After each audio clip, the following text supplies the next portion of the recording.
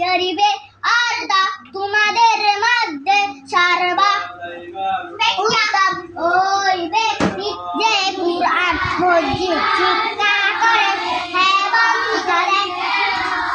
3 number হাদিস শরীফ তালাবুল ইলমি ফরিদাতুন আলা কুল্লি মুসলিম। 3 নাম্বার হাদিস শরীফের অর্থ দিন ইলম তলব করা প্রত্যেক মুসলমানের উপর ফরজ। 4 নাম্বার হাদিস শরীফ আত-তুহুরু শাদরুল ঈমান। 5 নাম্বার হাদিস শরীফের অর্থ পবিত্রতা ঈমানের অঙ্গ। 5 নাম্বার হাদিস শরীফ মিফতাহুল জান্নাতিস সালাত।